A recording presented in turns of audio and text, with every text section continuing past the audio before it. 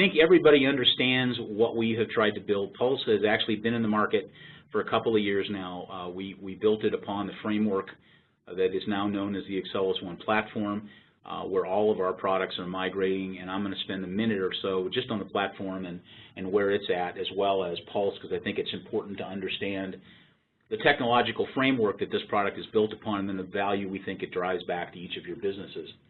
But it's all about knowing what's going on in real time within your organization across a broad group of subjects.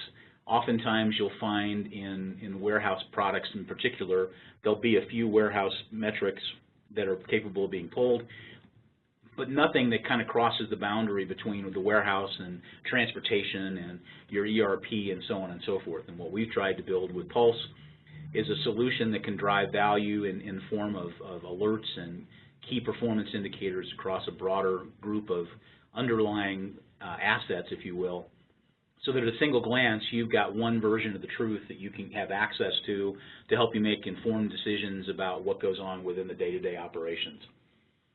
Pulse really consists of three kind of primary pieces. It's kind of a do-it-yourself in the vernacular dashboard tool. We ship it with a number of key performance indicators or kind of constructor elements, tinker toys, if you will, that allow you to build the dashboards the way you want to build them. You can build your own key performance indicators, and we'll show you a little bit about that when we get into the product. It includes things called pivots. If you're familiar with Excel, pivot tables are things you probably do today. Oftentimes pivot tables are based on things that people type into a spreadsheet and then create those pivots. What we've done is we've attached the pivots natively through SQL queries into the underlying database, whether it's the WMS or something else. So you've got a real-time look from a pivot table perspective at information that's going on within your system at that point in time. And then lastly, and certainly not least importantly, are alerts. For those of you that have been running our WMS solution or its predecessor naming convention, Radio Beacon, for some period of time, you remember that there have been some alerts inside of the application for some period of time. This is a much more broadly available set of alerts that Pulse authors, if you will, and then allows you to drive those alerts back to your desktop, to an email, to a text message on your phone or your customer's phone or your sales rep's phone or whatever the case might be. We'll probably spend the least amount of time today on alerts. We just want to conceptually talk about what they do. We'll spend most of our time on the dashboards, the pivots, and a little bit of time on the authoring tool on how you can extend the KPIs that we believe might be valuable to you to the things that you see in your own business. The whole concept here is that anyone could be the audience. You know, in many cases, you rely upon reports or you rely upon a Microsoft Excel spreadsheet or whatever the case might be to deliver this kind of information. But our feeling is that the audience is broad and the audience could be anywhere. So we deliver it through a browser, and we use tools inside of the platform that allow you to take one common KPI, one common pivot table, one common alert, and wrapper it with something that is we call an identity claim that determines the actual data that underlies that KPI or that dashboard or that pivot based on who logged in. That means that you can extend the capabilities of viewing these dashboards out to your customers, your vendors, people who you might believe would find the information valuable, and only deliver to their browser that piece of information that's pertinent to them, even though the actual key performance indicator could be the same across a broader audience. We'll talk more about that as we go through the process. So we'll talk a little bit about each of these, and I'm actually going to show them to you. The dashboards are the things that most people resonate with when they think about supply chain intelligence. Those are the ones that visually deliver information to your desktop that's updated on whatever regularity you choose for it to be updated, and they're built as templated dashboards. So you can build a series of dashboards that are important, and then you can publish those out to the audience within your organization or your extended organization, so that rather than them having to create their own dashboards, they simply pick and choose from the dashboards you've made available to them, and they can start using the information very rapidly. Same thing for the pivots. They're drawn from any SQL database, whether it's ours or someone else's. You can span multiple systems, so you can have pivots on one page that might be looking at your underlying ERP system, a Dynamics product, an SAP Business One product, a Sage product, whatever it might be, as well as one of our products, and it could span multiples of our products. We talked a little bit about alerts, so I'm going to skip that slide. You know, it's always good to have a case study. We're hoping we can put this one in video form and make it available to people. But one of our poster children for our product is a company called Hall's Warehouse in New Jersey. Hall's has taken this product probably farther than we ever expected anyone to take it from an authoring perspective. We ship it with 50 or 60 KPIs out of the box. They've probably added another 200 KPIs on top of that were important to their business. And as you can see, they've driven good value back down into their business as a result of the use of this tool. And it's really the old adage of inspect what you expect. If you watch it, monitor it, and other people within the organization watch it, monitor it, excuse me, and are held accountable, then all of a sudden behaviors begin to change to the positive. So let's flip out of the PowerPoint now and drop into the product itself. And I'm going to spend just a couple of minutes here and walk you through the Accellos One platform, because I'm not sure that all of you have seen this, and even for those of you that have seen it, there have been some substantial improvements in it as we've gone through the last few releases that you perhaps haven't seen. So if you recall, we used the new user experience, we mirrored it after Microsoft Office, and so you see familiar things like ribbon lines across the top, navigation that looks a lot like Microsoft Outlook, and then internal to a process, things that look much like Excel. And the notion there was, as you bring new people into your organization, or you make these products available to new people that may not have used it within your organization, we want to make it as familiar as possible, as easy to learn, as intuitive, because at the end of the day, it should be a tool that drives value to the bottom line of your business, that everyone can take advantage of as quickly as possible and begin to see benefits out of it. For those of you running the traditional warehouse solution, what you're looking at is something I would tell you we'll have webinars on here in the near future. This is actually the latest generation of what you probably know as Web Dispatch, complete with a new form of pivot grid, and so you'll start seeing things much more graphically as we move into the new framework of the application. Again, for those of you who haven't seen our Accellos One platform, it's built around the notion of visible workspaces. And so rather than having simply one form on a screen, there are multiple forms on a screen. In this case, I've organized something that might be typical for a warehouse operator, so that I can look at sales orders, I can look at receipts, I can look at appointments from an appointment scheduling standpoint from my doctor. I might be able to look at delivery visibility in terms of the status of my parcel shipments or my LTL shipments. And then finally, I may want to drill right into that dashboard we talked about a moment ago. So let's spend a little time on the product we call Pulse. And if you noticed, from a menu standpoint, Pulse is simply one of the menu items out here, along with all the other applications that are in the framework, our parcel shipping app, our visibility app, which you just saw, our scheduling app, our route and load optimization solution, our document imaging solution, our activity billing solution for third-party logistics companies, or for distributors, manufacturers who might have a little bit of spare warehouse space hanging around that they want to generate a few dollars on by renting it to someone on an activity basis from an operations standpoint. Let's focus on Pulse. And as you can see, we drill this down into multiple different pieces. The admin function, I mentioned to you before that not only do we ship you 50 or 60 out-of-the-box key performance indicators, or KPIs, but we give you the capability of really authoring those yourself. So as you can see, our key performance indicator work center is the means by which you go and find those, modify them, copy them, make them available to certain people within your organization, add those identity claims to tie down the information perhaps for specific customers or vendors or partners that you might want to release that information to in the field, and author new key performance indicators. So authoring a key performance indicator is as simple as understanding the SQL syntax and entering that SQL syntax into the system. I'm not going to spend a lot of time on the techie portion of this, but if you can write a query to pull information from your database, you can author a KPI within the Pulse system. And we give you all kinds of cool tools to help you drill into that information as well. Then once you've got the SQL syntax in place, and we've tested it and proven that it's operational, you define what you want to look at. Do you want to look at charts, any kinds of graphs and so forth?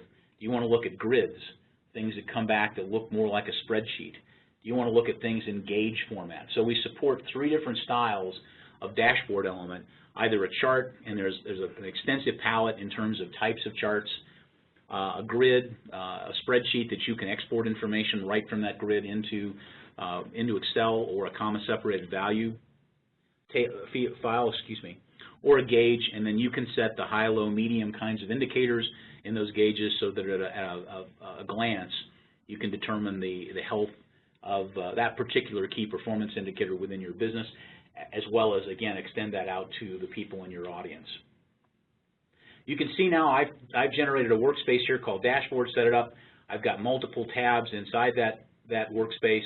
The other feature of the platform itself is if you really want to get tricky, you can drag and drop and create these workspaces any way you'd like to see them.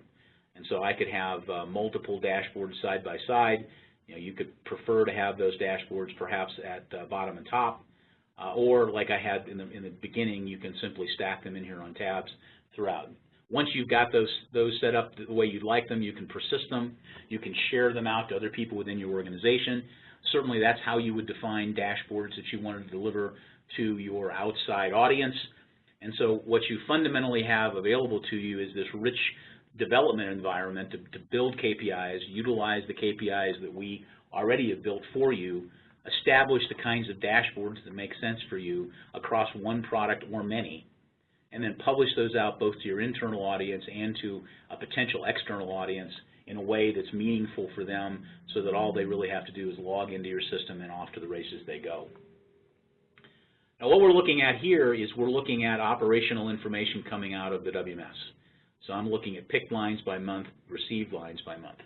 The way I created that particular pane, if you will, or set of information in my dashboard is I came up here and said I want to add a KPI to this particular dashboard. I want to choose which company I'm working on, since we support within the operation both multi-tenancy, meaning discrete groups of companies, and then multi-company within the operation. You can choose which company you want to work with and then drill this down to the appropriate metrics for that company. Then within the company, what product do I want to pull information from?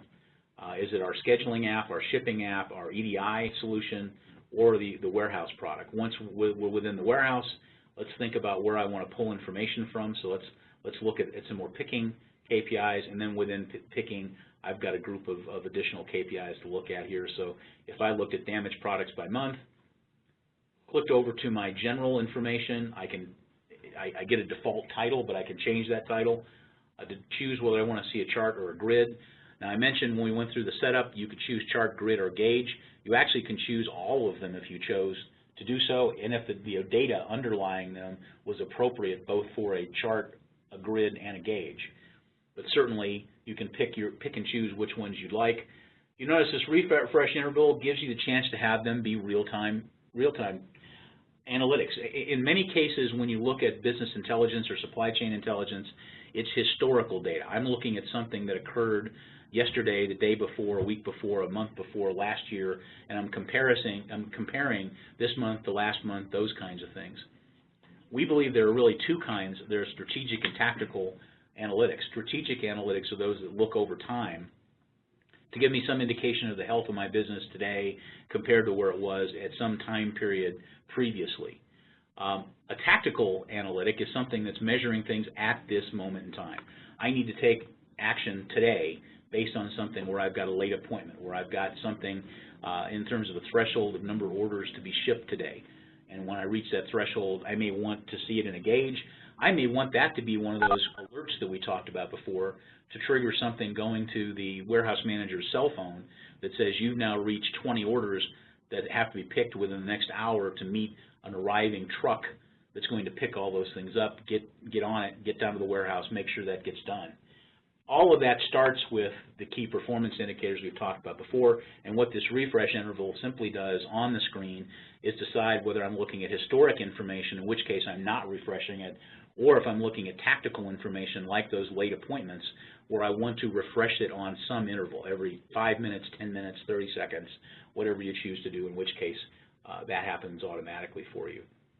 The filters are things that can be set up inside of the KPI or alert to filter down information, perhaps by division within your organization, perhaps by warehouse or location. Some of the KPIs have pre-built filters. You can certainly add filters if they're important to you, and those filters are available then to segregate the information you're going to look at. The one filter that's generally speaking always available are things like date filters, and so I can look at the variety of different types of dates. In this case, I'm going to look at this year, so I'll tie it down to this year, and then I can choose the kind of chart I mentioned, 2D, 3D, a goal line value if it's a bar chart of any type, and then as you can see, a variety of different types of charts that I could use.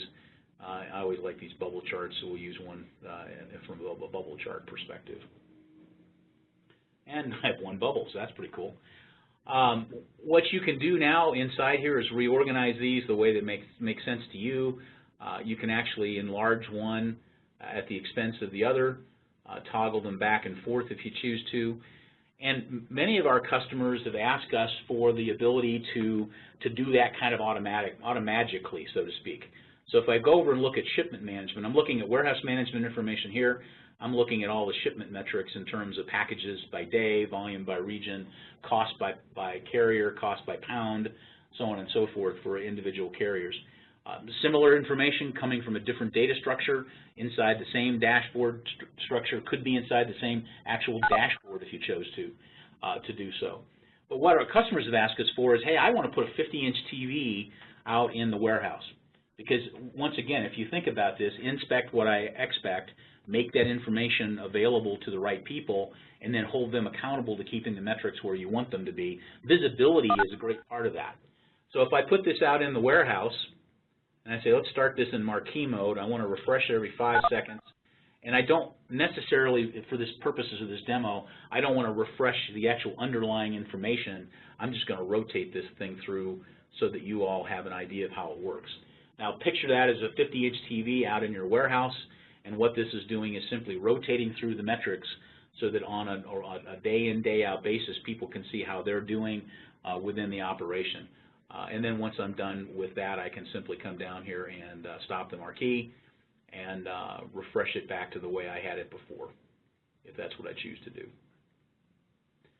All right, so that's kind of the dashboarding tool. Let's spend a minute on the pivot tool. I mentioned the pivot tool is sort of an embedded pivot table, very similar to what you might find in Microsoft Excel. So what I've done is I've taken that same shipment information that many of those shipment management KPIs you saw on the dashboard were drawn from, and I'm going to build one here fairly simply for you. And what I may want to look at is my base rate costs and maybe by carrier. So I can simply put my base rate cost by carrier out there, and I've got a fairly interesting set of information, but not as interesting as I might like it. Now I could then come down here and say, gee, you know, I want to look at it by shipper. So there's my shippers. And a shipper, think of a shipper as a contract with the carrier. So I might, within my company, be shipping, if I'm a 3PL in particular, shipping on behalf of multiple shippers and have different rate structures inside of each of those shippers and want to manage and review information by each of those shippers. So now I've got, with a couple of real quick moves, I know how much I've got with each carrier. I know how much I've got by each carrier by shipper. Excuse me. Maybe it would be good to know that same information. Oh, I don't know what would be good here by state. So where was it shipped to? So now within each of the shippers, so with shipper A1, I can see by state. Within the shipper Accellos, I can see by state within Canada, Columbus, Tri-State, VSync. You know, I can see all that information by state. So state might be overkill. Let's lose that one, come back to shipper. Now let's say what I really want to do is I don't want to see all the shippers. I only want to see Canada Post. And so I'll choose candidate post only. And what I want to look at, well, let's accept that. Now let's come back and refine that a bit and say, based on looking at candidate post, what I want to do is I want to highlight any of those where the values on an absolute basis exceed 75. And what I want to do is I want to set the background color to green. That worked really well. You got to love it when your example didn't work for you. And I think no, sorry about that. I must have done something incorrectly. That's back to that hiccup I mentioned to you before in terms of preparation. I've only done this about 100 times, and today's the day that it doesn't want to work for me. The idea is you can highlight elements that make sense to you to stand out, both high and low. And once you're done with that, you can either export it to a spreadsheet, you can save it, and then once you save that as a specific pivot view, you can publish that back out both internally and externally to the audience that you're addressing with the key performance indicators in this case. So that's basically the general purpose of Pulse. So to reiterate, we talked about alerts. We've shown some examples of where an alert might make sense. We've talked about dashboards, how they're constructed from key performance indicators, how you can build your dashboards on the fly, how you can publish those dashboards, how you can use things like the Marquee Mode to make that information visible to an audience within your organization, how pivot tables can allow you to slice and dice and publish information where previously in the past you might have needed a reporting tool to go do that. And generally speaking, the goal of this product is to take information, make it easily available from within the system and easily deliverable to people both within your organization and outside of your organization. So let's bounce back into the PowerPoint here, kind of finish up. And I'll try to summarize, and then we'll open it to Q&A, guys, if that's okay.